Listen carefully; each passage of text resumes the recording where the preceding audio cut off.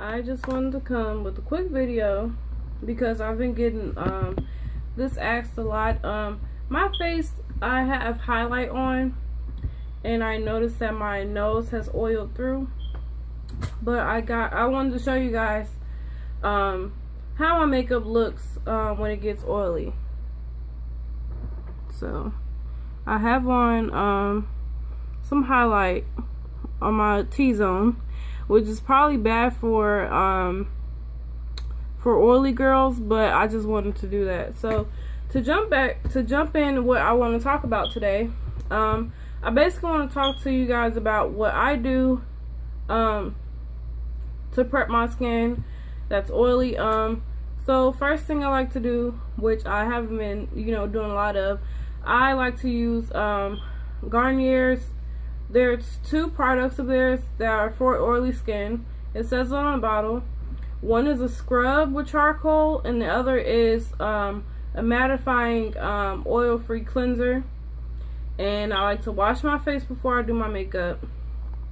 And then I need some more of this, but then I take my Daily Oil Control Moisturizer from Proactiv, and I put this on and I prime my skin.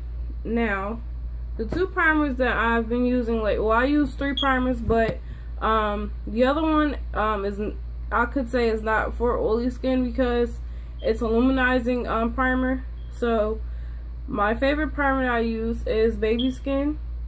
Now, a lot of people may get oil with this, but if you powder after you apply this and put on your foundation, you should be fine. And I'm trying this out. I will have a full review for you guys coming up. But this is the Hard Candy Sheer Envy Primer Shine Free. It's supposed to control the shine for a matte finish. So I've been using this. Now, I only have drugstore foundations that I use, and both of these are really good for a matte finish. The first one is the Fit Me Matte and Poreless. A lot of people do not like to try it or do not want to try it because the first Fit Me was terrible. I still have one in there that I've been using because it was too dark for me, so I mixed those two together, and I oil a lot more because I'm mixing that one in there. And I also like to use the Revlon Color Stay. This has kept me matte throughout the fall. I haven't used it in a while because I love my Fit Me Matte and Poreless one. I love that so much, and I do not want to use anything else. The next thing that I do to keep myself from getting so oily is I take my NYX's Matte Finish Spray, and after I apply my foundation, I spritz my face really well, and I let it set. And then what I do when it's a little tacky or when it's close to drying, I take the foundation brush that I already used, and I put it and I just buff it into my skin to make sure it's set.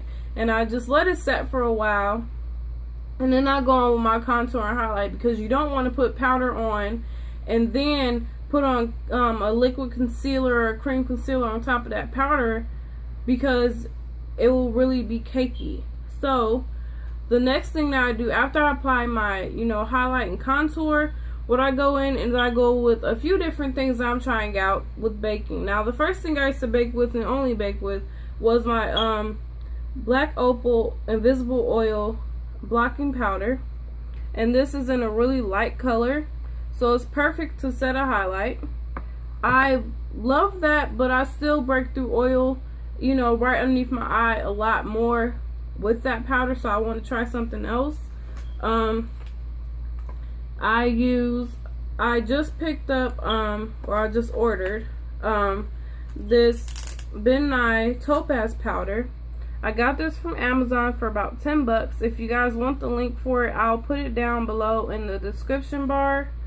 But I love this. This is like, I have it on right now. I'm going to do a full review, so I'm not going to go too in depth in it, but I love this product. And another product that I got to try out was the Stay Matte Rimmel London. It's like a pressed powder, and this is in the color Transparent 001. So you really have to pay attention to the color, the back part, because these are made for Caucasian women. So they do have a bunch of Caucasian women colored powders, so you have to make sure you get translucent or transparent, or if you want, you can get a light color if you're a lighter skin tone, and it could be a dupe for the banana powder. But I have only used this a couple of times. I will have a full review on this as well. And then what else I like to do to try to keep my oil down to a minimal is I take my Black Radiance Soft Focus, and the packaging or the wording came off. It's a finishing powder. It's oil free. It has matte formulation, and it's a sheer to light color payoff, which I feel like it's not, because I'm gonna have to get a different color when fall come around, because I'm gonna start getting lighter. And this is really dark.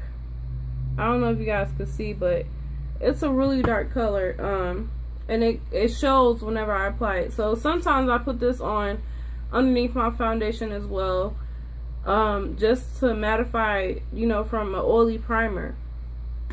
And last but not least, after I apply this to, you know, bring everything together, blend everything together, I take my matte finish spray, and I finish and set my foundation.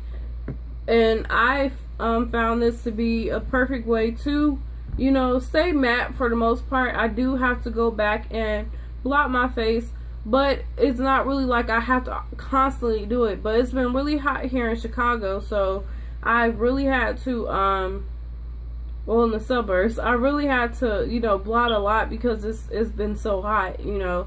And if I want to wear a full face, you know, that's just what comes with it. But for the most part, on cooler days, I stay mostly matte throughout the day. I've had this makeup on for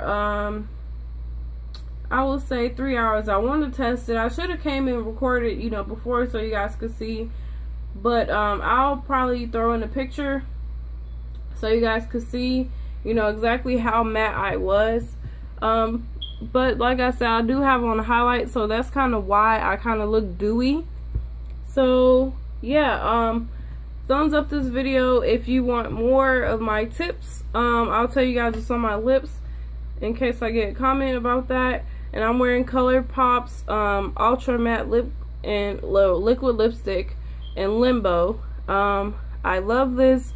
If you're I feel like it goes great on any skin tone. So if you like the way it looks on me, go definitely pick it up. It's only $6.